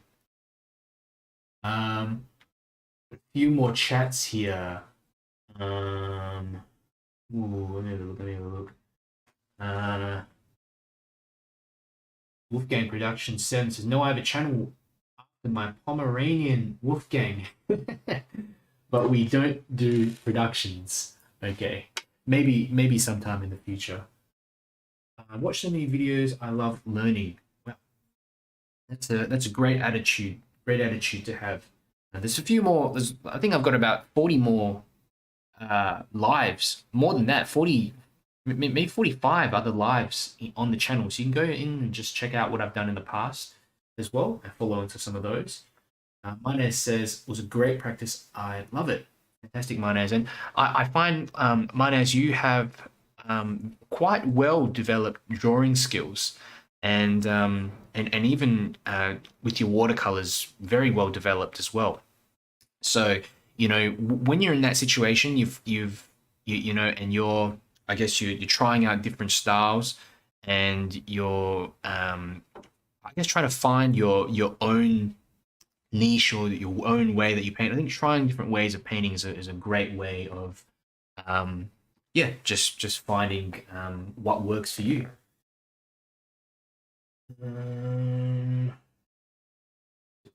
Wolfgang Productions. I'm working in a few different sketchbooks in different sizes. This small one is a challenge, 4x5. Yeah, you're gonna have to paint right to the edges, won't you?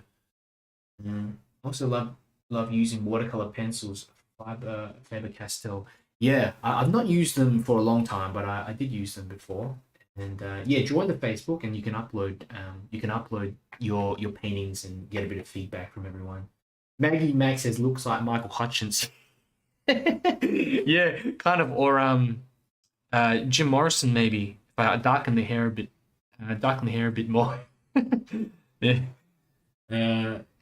Kathleen, we'll put some eyelashes. We'll put some eyelashes on him. Hopefully, looking a bit more like the subject. Maggie Mac, can't get the eyes to look up. What am I doing wrong? This little crescent at the bottom here. So like maybe try to round off that edge at the bottom, and decrease the aperture of the eye, sort of make it the eye look a bit smaller as well. When you look from the bottom, the eye is gonna yeah, shorten a little bit. Kathleen says, mucking about the couple of references out of my own photo folder, but only got through two. And Mana says, I'm practicing this girl without sketching. Oh, that's an interesting one. Yeah, just going straight in. You know what we can do? Probably for the next one, I'll give another one a go after this. But I'll show you a little thing that I do as well. Sometimes I don't even sketch with the pencil. I just pick up a bit of light neutral tint, and then we can mark in the edges of it and stuff like that. So no pencil work whatsoever. And Kathleen, that's a good opportunity as well. If you guys have another reference photo that you want to follow along with, you can use the same techniques that I'm going through here and paint that as well. So while I've been yapping away, it looks like this is dried now, so we can finish this off kind of like what we did with the other one. I love doing this bit because it's great fun to put in these shadows. I find it fun anyway. There we go. Let's put in kind of like a bit of darkness. You can see around her eyes there's a little bit of darkness. I'm going to just drop in some of this paint around here. Okay, it's kind of dark on the top of her eye and underneath as well, and you can see like a bit of the eyebrow here as well. Bit of the pupil, maybe like this, like that. Let's have a look. Where else can we find some shadows that we can put in here? A bit here. Just drop it in one go and try to leave it if you can. Something like this. Yeah, there's eyebrows in there, but we'll probably have to wait till later to get it in. There's a bit of shadow underneath here, a bit of shadow underneath this eye as well here. It's our opportunity to get in some sharper looking shadows. And I kind of had made, like I said, I'd made the nose a little bit too far down, so I'm trying to like just change the location of the nose here to put the nostrils like there, a little bit more closer up, further up, I mean, there, and then underneath the nose. This is going to be a bit of a tricky part because the nostrils need to be darker. Let's put in a bit of shadow underneath like this, connect it all up. There, just one kind of shape. In fact, around here, there's like softer edges under that part of the nose as well. Side of the nose. We'll probably have to redo that later actually, but good start at least. Bit there, bit of the sides of the mouth, like there and there. You know, underneath the mouth, you see like a bit of shadow here as well. So drop in a bit of shadow like that. There, the parting of the lips, something like this. Now, I've always found that if you draw the whole parting, it looks funny. It looks too, I don't know, like it looks too stuck on. So if you notice, I draw the partings in kind of like skip over bits of it like that. Okay, we can go over here and get the cheekbones in here. Yeah, she's got a pretty strong sort of facial structure. Hey, didn't really notice that before. There, there, there, there, bit underneath the chin, darken a bit more, like that. Grab the hairdryer and just dry this off quickly, and we'll put in the final finishing touches.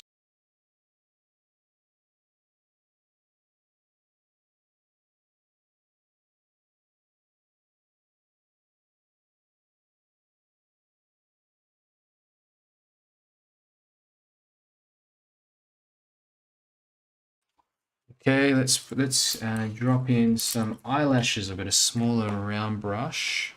Small little round brush here. Let's pick up a bit of this color. You can actually see her eyelashes like go up. I mean, if you need to really zoom in a bit, but you can see them like this. And then even her eyelid is in there. I've just not added in that eyelid. Kind of like that. There. There. And a bit of the inside parts of the eye, like the actual eye, like here, here. Like that. A bit more, a few more of these eyelashes coming in. You hold the brush further down as well. If you hold the brush like nice and far down as what I'm doing, you can get in more details, and makes it easier to sort of paint details, what I'm trying to say. Yeah, actually the whites of her eyes are not even that white. They're nowhere near, in fact, but bit more of a nostril, just a bit like that. Drop that in there. That there. That can be the shadow. I'm not going to redo that, guys. A bit more of the lips, like that. Eyebrows. How about we just go like this and like this there? Okay. Now you can also go into the hair and pick out some details, like just dry brush in some areas, and you can get in some textures and stuff like that in the hair. Curly hair is tricky to do. A little shortcut I have is I sometimes pick up a flat brush like this, and then just a bit of a squiggle, little squiggles like this. And, look at that. Yeah, it starts looking like a curly hair. Hey, a little bit. Shortcut way of doing it. Shortcut way of doing it. Close your eyes. Tell my eyes are closed, and just get them in. The edges of her face as well. You can like sort of start to put them in, like the what do you call it, the of her jaw here.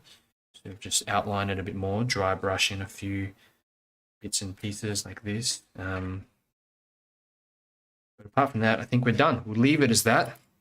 The only other thing I might add is just to darken down the insides of her eyes a little, so some neutral tint in there, something like that, to just make it a bit more darker, because the eyes are not actually that dark.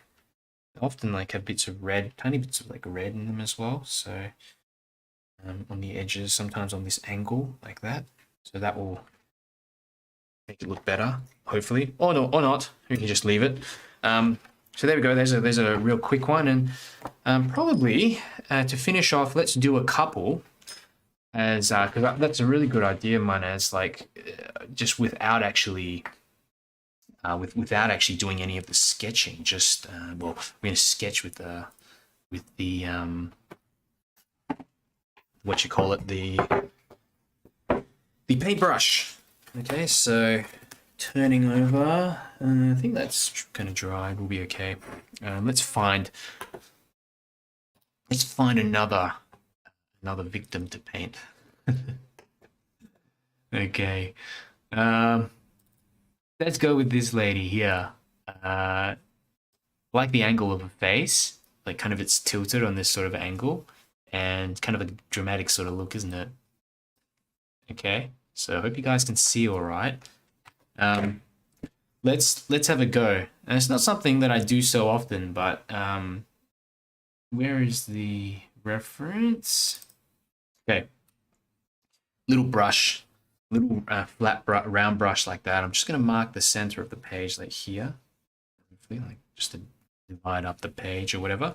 And it's really just doing the same sort of thing. I've got a little bit of paint. It's mostly just water. Mostly just water in here, and then I can just go in. Let's put in this edge of a face, tiny bit here, just a little bit of the edge of a face. And notice it comes on this angle. So we want to replicate that angle. Extend out the draw a little bit, like here. Let's have a look. It kind of just got cheekbones that pop right out to like there, and then come into here, and then kind of like hollows out a bit, and then it just rounds off around that side there, and then kind of again comes out like this, like that. You can see ears like somewhere in there as well, like all in the darkness. There we go. It's the cheekbone, and then comes in like that there. Okay, and again, like I said, we're not trying to get in all the details. This is just to plan out the face, details of the face. There we go. And we can get in the kind of outlines of her hair as well. So like here, like here comes down like there. Oh, we've got her hands here. I've not anticipated for this actually. Let's try. Hands are very tricky to draw. Now, finger here. Let's just. This will be a real quick indication. I'm not the best with fingers, guys, and hands. Not something that I practice too often, so be transparent. There we go. That could be a hand. A hand there, a finger here. You know, hands. We're trying to work a lot more on hands because they convey a lot of emotion. Like the way people place their hands, I always something that I notice when I don't want to talk to people and things like that. I'll always watch how they hold their hands, because while they may be pulling a certain face, the way they hold their hands can indicate whether they're nervous or how they're kind of feeling. So used in context with the rest of their body language, you can kind of tend to figure out a bit of what they might be thinking and what they might be really thinking. You know, they might be doing this sort of thing, but they look happy, so that they might be a bit nervous. I don't know what she's doing here with her hands anyway. It's just yeah. So let's put in again the top of her hair, like around about here. Where does it come down? Yeah, something like this. Oh, and she's got like a kind of yellowy top on. You can get in some of that indication of that there. And let's start looking at where her eyes are, like maybe here, there,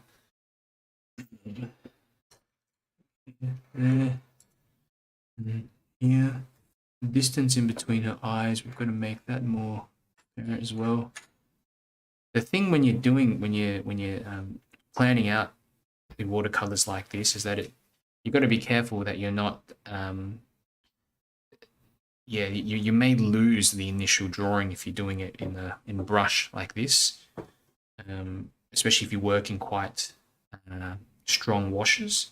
Okay, but there's a kind of finality to it. Like sometimes, talked about this once before when I was doing when I was talking about my line and wash drawings, because I know I kind of raise. It's almost like I draw a little bit better because I think about everything I put in there, and I know it's not reversible. So sometimes there are benefits of this sort of thing. Yeah, there's a bit of that shadow there. The nostril comes out there actually. There, see the shadow just run across her face like that, bit across the eye. The shadow actually is all across. Let me put the eyebrow in like here, the other eyebrow in like there. And the shadow just runs across like that, down her face, mouth. Let's just like estimate here to here. It's kind of like downturned mouth or whatever. Something like this. Top part, kind of finishing off roughly here. Okay, something like this. I'm gonna looking into the camera. Okay, it really kind of looks like something, but there's still a few, a lot of details that we got to add in. Okay, so I'm going to go in with a quick wash over the face. Let's put in some yellow. Neil says, thanks, Darren. Understandably, I have to go now. Neil, did I say Neil? I think Neil Moorhead. I think I might have said your last name. I might have said something else there. Catch you later, Neil. Thank you for showing up, and hope you had fun with this one.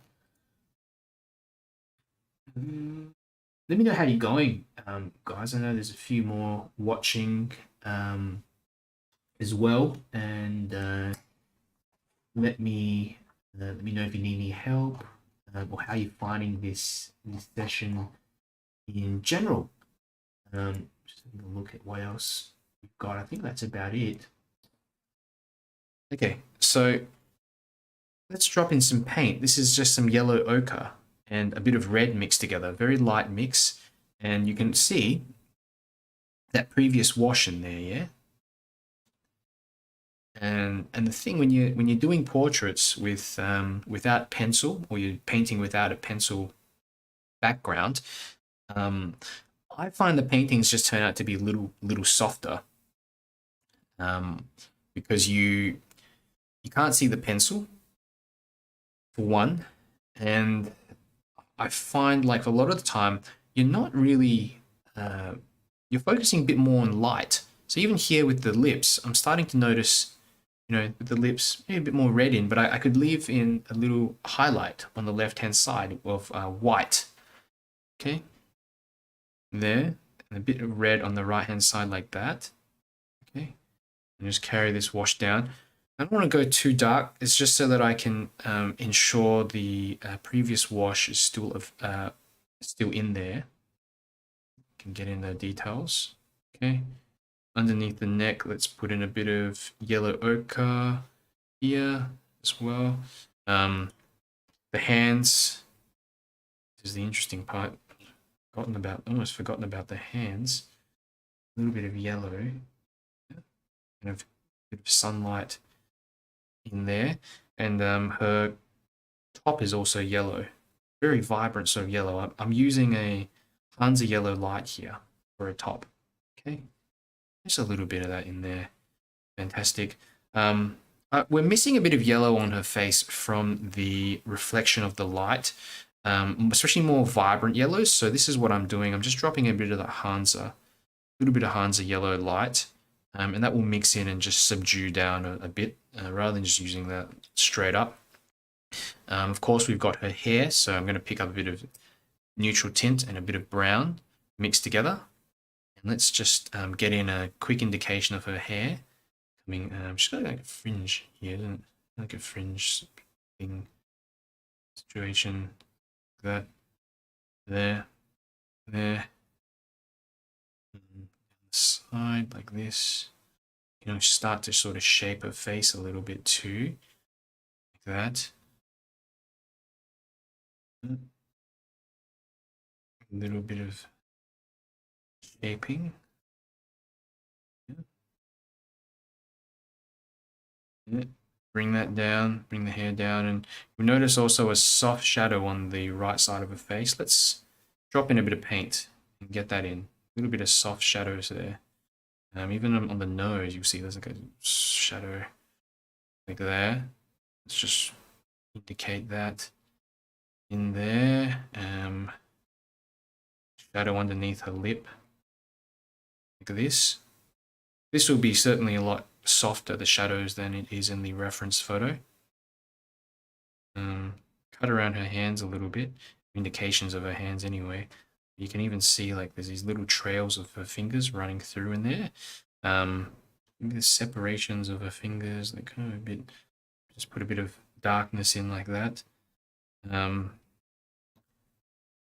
a bit of quick, sporadic strokes. I may have gone too far in with that with the left-hand side. What you can do, lift off a bit of paint, just reshape that part of the face a little bit like that. Bit of the hair here, there, edges. Okay, we are getting there. Let's drop in a bit of pink for the lips. A little bit of pink. Like that. Spread that in. It will mix in and do its thing anyway, but the softness of it, yeah, you can't really do much but just wait for it to do its thing. Good. I think while that's happening and that's drying, I'm going to go into the background and darken the background a little bit with some blue, just some complementary color for the background like this. Okay, because the skin and the areas of the skin and the darkness, you can sorry, the light on the skin is quite, as you can see, quite bright and vibrant. So a bit of blue or perhaps a bit of purple in here is going to be good, and also it creates a bit of contrast with everything else that's going on. So you don't have to go over everything, but just like maybe the edges where her hair is and stuff, you can have a bit of, just experiment with it a bit, like that. You can see it brings out the light, and that's what I'm talking about with this sort of alla prima kind of painting, where you're painting wet into wet. Every brushstroke counts, because this minimalist kind of feel to everything going on. And this looks a bit funny at the moment because I've not got in her hair properly, but I think if we go ahead and perhaps drop in some paint like this, and we wait for the next, wait for this to dry, and we get in the details, it should work out fine. Before I do that, I just want to make sure this right side of her hair has more darkness. Again, just to indicate that shadow on that right side of her face, beneath there, like that. Okay, bit more in there. Okay, we'll leave some of that left-hand side stuff going on. I'm going to dry it off and mute the mic.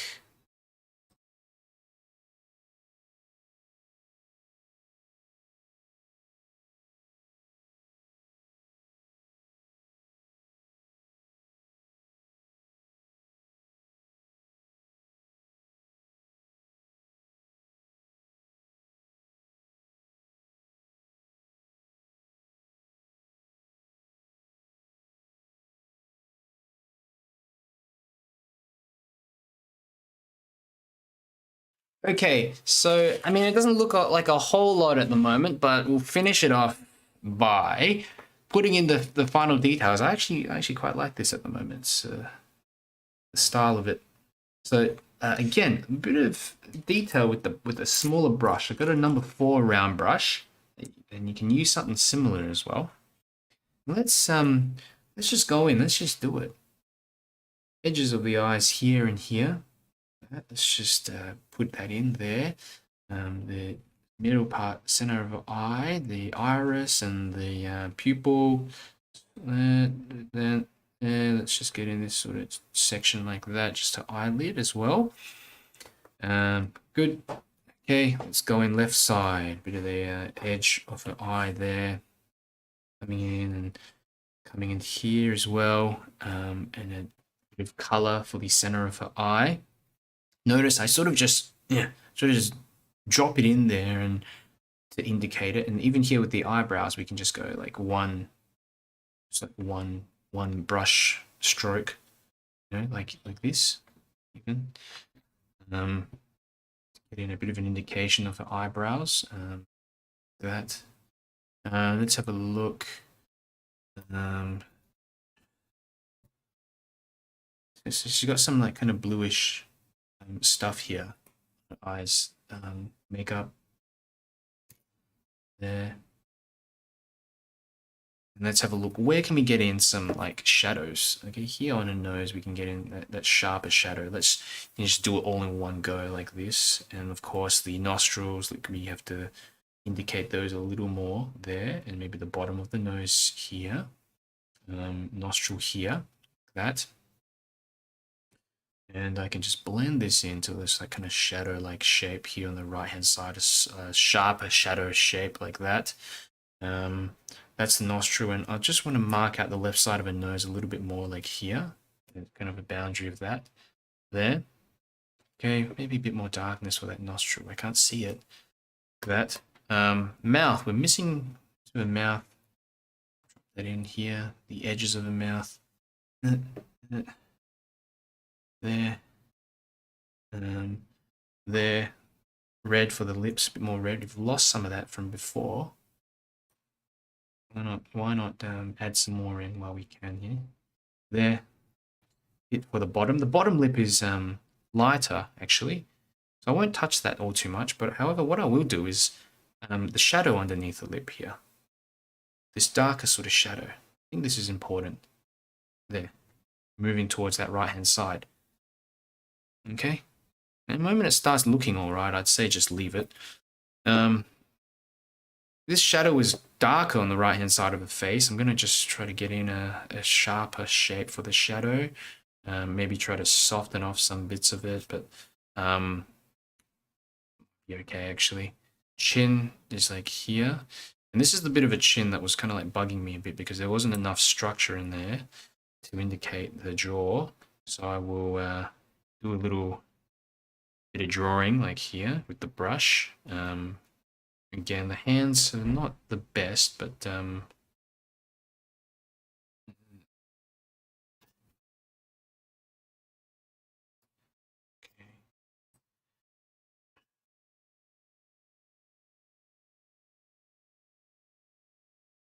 A bit darker down the base here as well, isn't it? Like a soft shadow on her hands. Yeah, there we go. Soft shadow here as well. Good. Oh, bit of red here. That wasn't meant to. Just a bit of red for the cheek like that. And I might add in a little bit of red for her nose as well. Just the tip of her nose, like here. Tiny bit of red in that section, like that. What else do we have? She's got these little ornamental thingos here. I might just, why not? Let's just try put this on. Maybe a bit of gouache here as well. A bit more for the eyes. We can darken the eyes a little more like that. There. And of course the hair, final bits, is just picking out a really darker color. I'm just using neutral tint. Let's get in a few more obvious brush strokes, especially for her fringe. See, look at that, just a quick, see how many, challenge yourself and see how many brush strokes you need to get in that fringe. Just a few like that, until it looks all right. You're gonna stand back and you're like, okay, that kind of looks like a fringe. And you're looking at how far it goes down as well on the head in comparison to the reference photo. That, and of course the left hand side is a bit darker, so we can drop in a bit more paint like this there and just curve that around a bit more like that as well. I've lost a bit of the definition in the cheekbone. Just cover that a bit, or maybe reshape that a little. Yeah.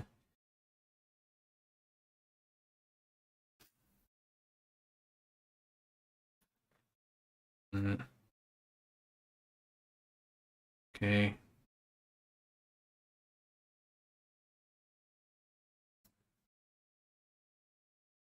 Good.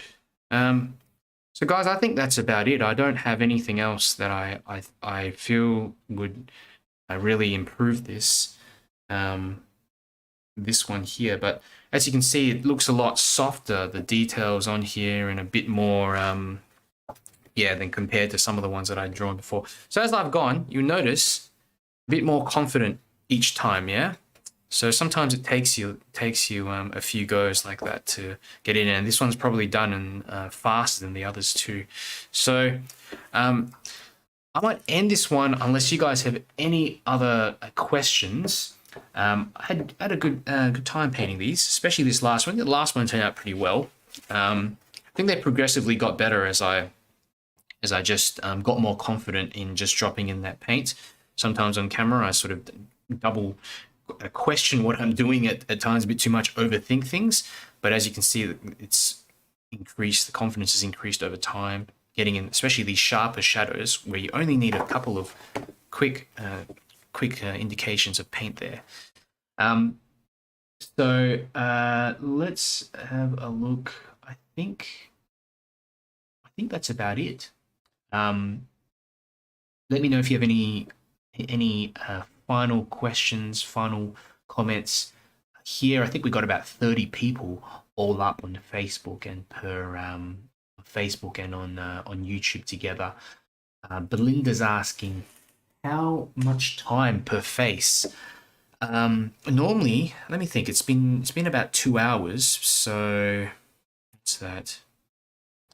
Less than half an hour a face, like 20 minutes a face. But I have been talking as well and sort of pausing in between. Normally, if you're doing this at home on your own, you can pull off something like one of these faces in 10-15 minutes.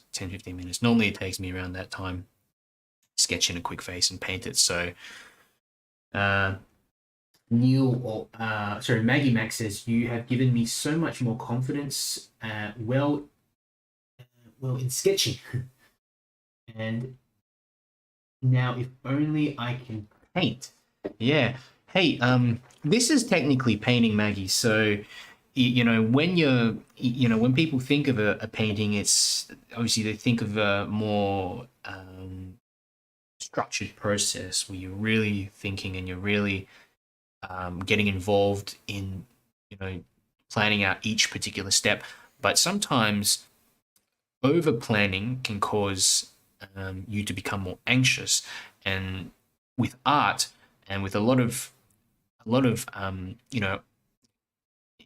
activities that require a lot of dexterity, concentration, even sport, you find that the anxiety of planning and of thinking and of doing it actually impedes your performance. So learning to relax and learning to enjoy the process and paint these little things like this goes a really long way, because then when you're actually doing a painting that you might deem as more serious or more detailed, you're relaxed. And the reason why you feel relaxed is because you feel more confident that you're able to carry out a certain technique. You'll be like, hey, I've done lips before, I've done eyes before, I put shadows on on before, I've practiced that a few times, no problem. So you approach your painting with more confidence and a better frame of mind. So that's why it's so crucial.